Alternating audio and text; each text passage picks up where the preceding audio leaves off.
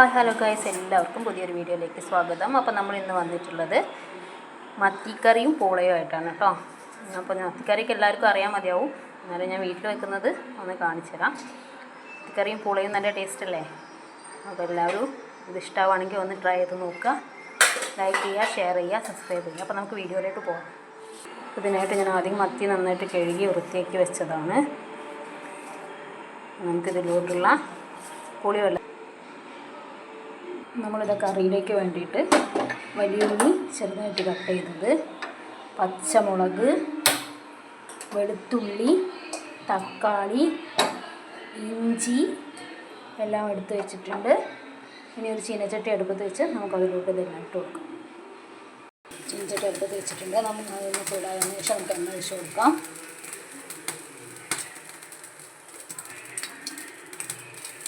വെളിച്ചെണ്ണ അങ്ങോട്ട് ഒഴിച്ച് കൊടുക്കുന്ന വെളിച്ചെണ്ണ ഒരു പ്രത്യേക ടേസ്റ്റ് ആയിരിക്കും.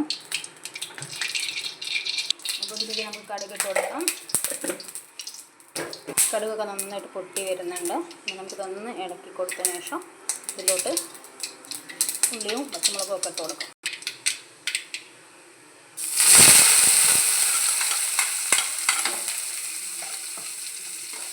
നന്നായിട്ട് മിക്സ് ചെയ്തെടുക്കാം.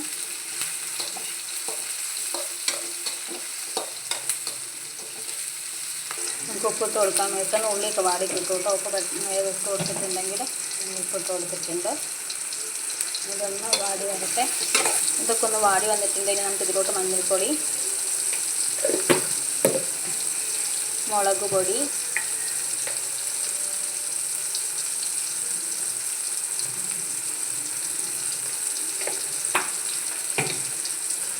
എല്ലാം ഇട്ടൊന്ന് നന്നായിട്ട് മിക്സ് ചെയ്ത് കൊടുക്കാം.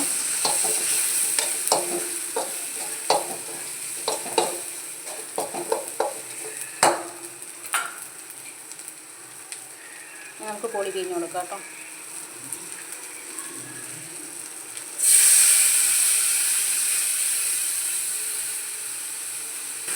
പിഴിഞ്ഞ് കൊടുക്കുകയാണ്. ഇങ്ങനെ ട്രൈ ചെയ്തിട്ടില്ലാത്തവരൊക്കെ ഒന്ന് ട്രൈ ചെയ്ത് നോക്കണേ. നല്ല ടേസ്റ്റാണ് കഴിക്കാനായിട്ട്. ഇതിൻ്റെ കൂടെ പൂളയും കൂടെ ആയാൽ സൂപ്പറായി.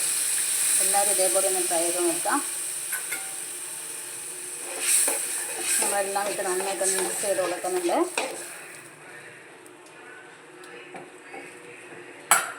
ഇതൊന്ന് തിളച്ച് വരട്ടെ. അപ്പോൾ അതൊക്കെ നന്നായിട്ട് തിളച്ച് വരുന്നുണ്ട്. ഇനി നമുക്ക് ഇതിലോട്ട് മീനിട്ട് കൊടുക്കാം. എന്നിട്ടൊന്ന് മിക്സ് ചെയ്യാം. ഇതിൽ കിടന്ന് മീനൊന്ന് നന്നായിട്ട് വേവട്ടെ.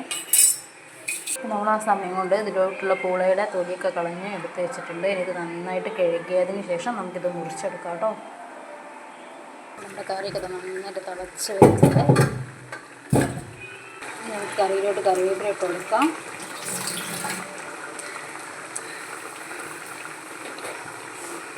കുറച്ച് പച്ച വെളിച്ചെണ്ണ ഒഴിച്ചെടുത്താൽ സൂപ്പർ കറിയായി കേട്ടോ.